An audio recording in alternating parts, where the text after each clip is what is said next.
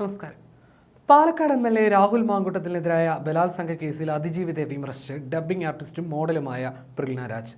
അതിജീവിതയെ സംരക്ഷിക്കുന്ന സർക്കാരിനെയും പാർട്ടിയെയും രൂക്ഷമായി പ്രിൽന വിമർശിച്ചു. ഇത് കപട ധാർമ്മികതയാണ്.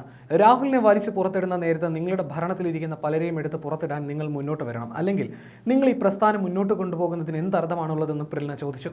ഫേസ്ബുക്കിൽ പങ്കുവച്ച കുറിപ്പിലാണ് പ്രിൽന രൂക്ഷ വിമർശനങ്ങൾ നടത്തിയത്. അതേസമയം വിമർശനം ഉയർന്നതോടെ പോസ്റ്റ് പിന്നീട് നീക്കം ചെയ്തു.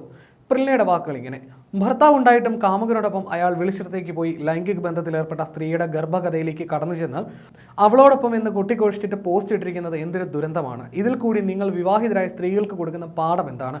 നിങ്ങൾ ഭർത്താക്കന്മാരെ ചതിച്ചോളൂ, എന്നിട്ട് എല്ലാവരുമായി ബന്ധം സ്ഥാപിച്ചോളൂ. അതിനുശേഷം വരുന്ന എന്ത് പ്രശ്നങ്ങൾക്കും നമ്മുടെ സർക്കാർ കൂടെ തന്നെ നിൽക്കും എന്നാണോ?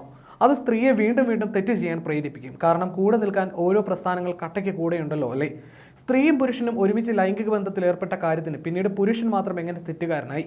ഈ ഗർഭം നടന്നിട്ട് നാളെത്രയായി? ഇപ്പോഴാണ് ബ്ലീഡിങ്ങിന്റെ വേദന അറിഞ്ഞു തുടങ്ങിയത്. അന്ന് ആ സംഭവം ഉണ്ടായ സമയത്ത് അയാൾക്കെതിരെ എന്തുകൊണ്ട് ഇതുപോലെ കേസ് കൊടുക്കാൻ തയ്യാറാവാത്ത സ്ത്രീയെ എങ്ങനെ നിങ്ങൾ ചേർത്ത് നിർത്തുന്നുവെന്ന് എത്ര ആലോചിച്ചിട്ടും മനസ്സിലാവുന്നില്ല. അങ്ങനെയെങ്കിൽ നിങ്ങളുടെ പാർട്ടിയിലെ പലരെയും നിങ്ങൾ നീക്കം ചെയ്യേണ്ടതുണ്ട്. നിങ്ങളുടെ പാർട്ടിയിലെ ചിലർ പീഡിപ്പിച്ച സ്ത്രീകൾക്കെതിരെ നിങ്ങൾ നിലപാടെടുക്കാത്തത് എന്തായിരുന്നു? അതും സ്ത്രീകൾ തന്നെയല്ലേ? അതിൻ്റെ തീവ്രത അളന്നു കിട്ടിയില്ല എന്നാണോ? രാഷ്ട്രീയപരമായ കപട ധാർമ്മികതയാണ് ഇതെന്ന് വ്യക്തം.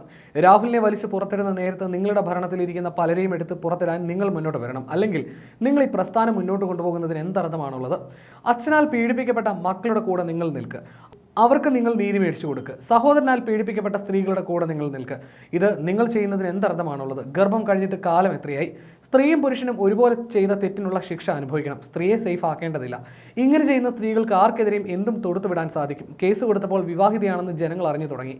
ഇനി അങ്ങോട്ടുള്ള ദിവസങ്ങളിൽ എന്തൊക്കെ അറിയുമെന്ന് കാണാമെന്നും പ്രിൽന രാജ് പറഞ്ഞു.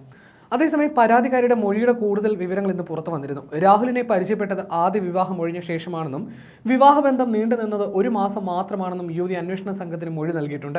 ആദ്യ വിവാഹം നടന്നത് 2024 ഓഗസ്റ്റ് 22 ക്ഷേത്രത്തിൽ വെച്ചാണ്. ഈ വിവാഹം നിയമപരമായി രജിസ്റ്റർ ചെയ്തിരുന്നില്ല. 4 ദിവസം മാത്രമാണ് ഒരുമിച്ച് താമസിച്ചത്. 1 മാസത്തിനുള്ളിൽ ബന്ധം ഒഴിഞ്ഞുവെന്നും യുവതി അന്വേഷണ സംഘത്തിനും കഴിഞ്ഞ ദിവസം കൊടുത്ത മൊഴിയിൽ പറയുന്നു. രാഹുലിന്റെ ജാമ്യ ഹർജിയിലെ വാദങ്ങളെ പൊളിക്കുന്നതാണ് യുവതിയുടെ നിർണായക മൊഴി. രാഹുലുമായി പരിചയപ്പെടുന്നത് വിവാഹബന്ധം ഒഴിഞ്ഞ് 5 മാസത്തിന് ശേഷമാണെന്നും യുവതിയുടെ മൊഴിയിൽ പറയുന്നു. വിവാഹിതയ്ക്ക് എങ്ങനെ വിവാഹ വാഗ്ദാനം നൽകുമെന്ന രാഹുലിന്റെ വാദത്തിനെതിരെയാണ് ഈ മൊഴി.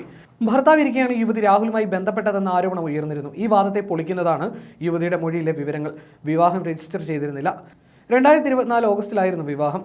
ക്ഷേത്രത്തിലായിരുന്നു കല്യാണം. 4 ദിവസം കൊണ്ട് തന്നെ ഭർത്താവുമായി തെറ്റി. ഭർത്താവിന് സംശയരോഗമായിരുന്നുവെന്നാണ് സൂചന.